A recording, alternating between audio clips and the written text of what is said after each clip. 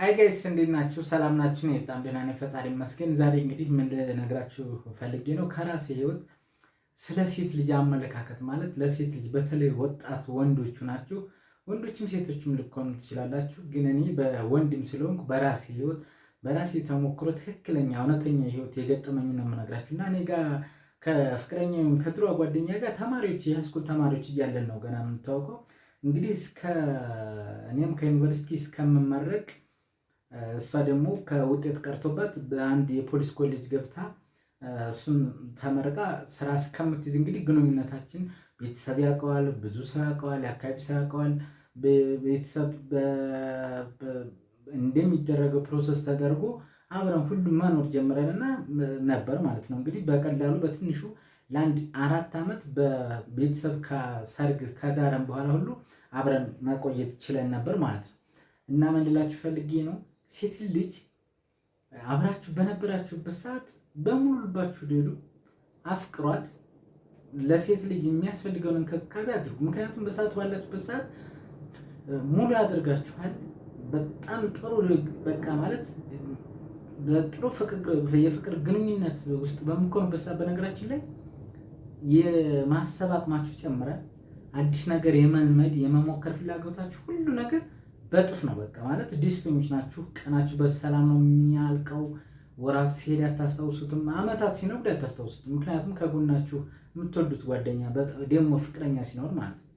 እና እኔ ጋር እንግዲህ በፍቅር ህይወት 2-3 ዓመት በደሞ አብረን ማለት የትምህርት አለያየቱን አብረን ባንኖርም ከተጋባን በኋላ በትንሹ ለአንድ 4 ዓመታት እንግዲህ ባንድ ማለት እረፍት በሆነ ሰዓት በመገናኘት እንደዚሁ በተለያዩ አጋጣሚዎች የተለያዩ ጊዜያቶችን አብረን የምናሳልፍበት ጊዜ ነበር ማለት ነው። እና ችግሩ የቱ ጋር መሰላችሁ የጀመረው እኔ ተምሬ ስራ መፈለግ ስጀምር እሷ ደግሞ ያው 12 ውጤት ቀርቶባት ፖሊስ ኮሌጅ ገብታ የፖሊስ አባል ከሆነች በኋላ እሷ ምን ሆነች? ባለ ደሞዝተኛ ሆነች። እኔ ደግሞ ስራ ፈላጊ ሆንኩ ማለት ነው። እንግዲህ መጀመሪያ ስንገናኝ ነግሬያችኋለሁ። እሷም ዩኒፎርም እኔም ዩኒፎርም እያለን ቤተሰብ በሚሰጠን ነገር ነበር ማለት ነው የተጋባነው። በፍቅር የምንኖረው በዛን ሰዓት ነበር። ከዛ እሷ ቤት ተከራይታ መኖር ጀመረች፣ እኔ ደግሞ ስራ አጥ ሆንኩ ማለት ነው። እንግዲህ እዛው ላይ ጥሩ ቤተሰቦች ሰፖርት የሚያደርጉ ምናምን ቤተሰቦች ምናምን ነበሩ። እንግዲህ እዛ ላይ እኔ ግራጁዌት በማረግበት አመት በዛው ውስጥ አባቴን በህመም ምክንያት በህይወት አጣሁት ማለት ነው። እሷ ፖሊስ ስራ ላይ ነች ማለት ነው። እና ሰኔ ላይ ተመርቄ ሐምሌ መግቢያው አካባቢ ላይ ነው አባቴን በህይወት ያጣሁት። ያ ክረምት ቤተሰብ ጋር ያው እኔም ለቤቱም ትልቅ ስለነበርኩኝ ወንድሞቼ ጋር ምናምን አሳለፍኩኝ። እንግዲህ መስከረም ሲመጣ እኔ ግብርና ገበሬ አይደለም የግድ ስራ መፈለግ አለብኝ። የግድ ስራ ለመፈለግ ደግሞ ወደ ወረዳው ብቻ ወደ ከተማ መከድ ያለበት ማለት ነው። እና እዛ ሂጄ ምን አልኳት፣ ቤተሰቦቿ እሷ ቤተሰቦች እንግዲህ ስራ መፈለግ አለበት፣ ገጠር መቀመጥ ይደብረዋል እና አንቺ አለሽበት መጥቶ አንቺ ጋር ሆኖ የምናግዘውን ነገር እናግዘዋለን። እሱም እናት አለች እኛም አለን፣ አብራችሁ ስራ ፈልጉ ምናምን ስትባል አይ እኔ ያለሁበት ከተማ መምጣት የለበትም እዛው አለበት እኛ ወረዳ ሆኖ ስራ ይፈልግ ወይም እንደሌላው ሰው አዲስ አበባ ሄዶ ይፈልግ ብርን ያግዘዋለሁ ምናምን አይነት ነገር አለች። እና እዛኑ ላይ ማሰብ ጀመርኩ። ማለት እኔ አንድ የምወደው ሰው አንድ ፍቅረኛ የምለው ወይም የትዳር አጋር የምለው ሰው እንግዲህ 1 ወር 2 ወር እንኳን እኔ ስራ አጥቶኛ አብሬያት መኖር ሳልጀምር ገና ማለት ነው። እንደዛ ስትል ምን አስባ ነው ማለት ከምን አንፃር ነው ብዬ ማሰብ ጀመርኩ ማለት ነው። ማሰብ ጀመርኩኝ። ቤተሰቦቿ ናቸው እኔ እንኳን ፋውጥቼ ማለት እሷ የምትለውን ለመስማት እኔ ምንም አላልኩም።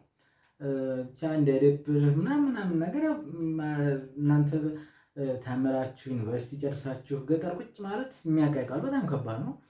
እና ግን እኔ ደግሞ አሰብኩት ያው በሰዓቱ መከራው ምንም ስለነበር ከዛ ከወራት በኋላ እና እዚህ ሆነ ስራ ትፈልጋለህ ምናምን አይነት ነገር እኔ ደሞዝ አለ በሰዓቱ ቤት ኪራይም ቀላል ነው ምናምን አይነት ነገር ነው የጠበቅኩት። ግን በፍጹም በዚህ መምጣት የለበትም ወይ እዛውኛው ወረዳ ወይም ወደ ሌሎች እንደ አዲስ አበባ ያሉ ከተሞች ሄዶ ስራ ይፈልግ አይነት ነገር አለች። አግዘዋለሁ አለች። እኔ ደግሞ በሰዓቱ እሷን አግዣኝ የምጠብቅም አልነበርኩም። ወሰንኩኝ ወደ አዲስ አበባ ስራ እየፈለግኩ ምናምን መጣሁ ማለት ነው። ከዚህ አዲስ አበባ መጥቼ ብዙ ስራዎችን ሞከርኩኝ። ያው ወጣት ናችሁ፣ ብዙ ስራዎችን ሌትም ቀንም በሚባል ደረጃ ሰራሁኝ። ከአንድ 8 ወር 9 ወር በኋላ የተወሰነ ማለት ጥሩ ስራ አገኘሁ ማለት ነው። የአዲስ አበባ ማለት ጥሩ ስራ አገኘሁኝ፣ ተረጋጋሁኝ። ቤተሰቦችን ማገዝ ወንድሞችን አይዟችሁ ምናምን ማለት ስጀምር ያው እሷም ጋር እንደዋወላለን። ግን ያው እንዳልኳችሁ የመገፋት እንትኑ በውስጥ ያለ ግን ያም ሆኖ ያው እናንተ ለምትወዱት ሰው እንዴት የሚል ውስጥ ጥያቄ ቢመላለስባችሁ ማውጣታችሁ አትናገሩትም። ያን ሰው ማጣትም አትፈልጉም ማለት ነው። ልክ 8 ወር 9 ወር ላይ የተሻለ ስራ አግኝቼ ቤተሰቦችን ማገዝ ስፈልግ ምናምን ቤተሰቦቿም የእሷም ለምን ወደ አንድ ቦታ አትሆኑም በሚል ግፊት ያደረጉብኝ ጀመር ማለት ነው። እሷም ፈቃደኝነቷን ታሳይ ጀመር ማለት ነው። እኔ የተሻለ ገቢ ማግኘት ስጀምር ቤተሰቦችን ማገዝ ከወንድሞቼ ጎን መሆኑን ስታውቅ አሁን ነው የሚገባኝ። ያንን እንደዛ ማድረግ ስጀምር አብረን እንሆን አይነት የሚል ጥያቄ እሷም ምናምን ቅያሬ ልጠይቅ ተማርንበት ወረዳ አደግንበት ሰፈር እንሆን ምናምን የሚል ጥያቄ ያቀረበችልኝ። እኔም በሰዓቱ ስራውም ጥሩ ቢባል አዲስ አበባን ማለት 6-7 ዓመት አብራችሁ ከኖራችሁት ሰው ጋር አለመለየት ትልቁን ስህተት የሰራሁት እዛ ጋር ነው። እንግዲህ ትልቁን ማለት በህይወት የማረሰው ማለት እሷ ፖሊስና የራሷን ስራ አስከብራ ቅያሬ አግኝታ ወረዳዋ ስከድ እኔ አዲስ አበባ ያገኘሁትን ስራ ትቼ ቤተሰብ ከጎንህ እንሆናለን እናግዝሃለን፣ እሷም ለዕለቱ ቤት ኪራይ አትቸገሩ ስላሉ ስራዬን እርግፍ አድርጌ ትቼ ወንድሞችን የማግዝበትን ራሴን የማሳድግበትን ስራ ትቼ ወረዳ ላይ ነው አይከብደኝም፣ ቤትም ምንም የቤተሰብ አለ በሚል እንግዲህ ቤት ኪራይ የለብኝም በሚል ተነስቼ ትልቁን የስህተት ውሳኔ ስሜት ገባው ማለት ነው። እሷ አለችበት ወረዳ አደግንበት ሃይስኩል ተማርንበት ወረዳ ገባው ማለት ነው። የሚገርማችሁ 2 ወር አልሞላኝም። 2 ወር ሳይሞላኝ ነው ገና ስራ የለው እያለች ማማረር ጀመረች። እስቲል ከአዲስ አበባ ሲሄድ ይዤው ሄድኩት ብር እንኳን አላለቀም ገና እና ወይ ስራ የለው ምናምን ማለት ጀመረች ማለት ነው። ጓደኞቿ የስራ ባልደረቦቿ የተለያየ እንደ ልደት ዝክርት ምናምን አይነት ነገር ሲጠሯት ከኔ ጋር የመሄድ ፍላጎት ራሱ የላትም። ስራ አጥነኝ አያችሁት። ራስን ማስናቅ የትኛውም ውሳኔ ትንሽም ስራ ስትኖራችሁና ስራ ሳይኖራችሁ እንኳን ጓደኛ እንኳን ፍቅረኛ ሴት ምናምን እናቱ ብሎ ራሱ ታዘሩ የላችሁም ነው እና ምን ሆነሽ ነው ጓደኛሽ ምናምን አይ በቃ እሱ ምናምን የለም ቤት እየዞረ ምናምን ስራ የለው ምናምን ነገር ነውና ማሰብ ጀመርኩ ማለት ነው። ያኔ ደግሞ በእናንተ ጓደኛ የምወደው ሰው ብላችሁ አስባችሁታል። የምትወዱትን ስራችሁን ትታችሁ ለሱ ብላችሁ ሂዳችሁ 2 ወር ባልሞላ ጊዜ ውስጥ ወይ ስራ የለው ቤት ቁጭ ብሎ ምናምን። እኔ ደግሞ ያደኩበት ወረዳ የተማርኩበት ስለነበር ቁጭ እንኳን አላልኩም። በሰዓቱ ሲቢ ብር የሚባል የንግድ ባንክ አንድ የሲቢ ብር የሚባል ወኪል ስለነበረ ለአንድ እዛው ወረዳ ላይ ላለ ባንክ ወኪል በመሆን ሲቢ ብር ሁሉ ሰራ ነበር። ባንክ ቤት ነበር ሙሉ ትንሽ ቢሆን እሰራለሁ። ግን ለሷ በቃ ባሏ ስራ የለውም መባሉ የኔ ሞራል ሳይሆን እሷ ባሏ ስራ የለውም መባሉ ነበር ከእንትን በላይ የሚያሳስባትና ጓደኞቿ ምናምን ይነግሩኛል ምናምንና አሰብኩት ማለት ቅንጭላታችሁ ምን ያክል ፌል እንደሚያደርግ ማለት ነው። እና አሰብኩት ትልቁን ስህተት ስራዬን አጥቻለሁኝ።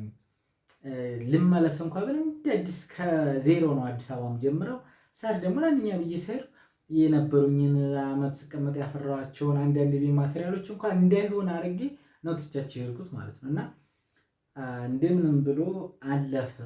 የተወሰነ 5-6 ወር ቀጠልን ማለት ነው። እኔም በቻልኩት የተለያዩ ስራዎችን ለመሞከር ከጎኗ እንደሆንኩ ቢያንስ በወር ውስጥ ከሷ እኩል ገቢ ለማስገባት መሞከር ጀመርኩ ማለት ነው።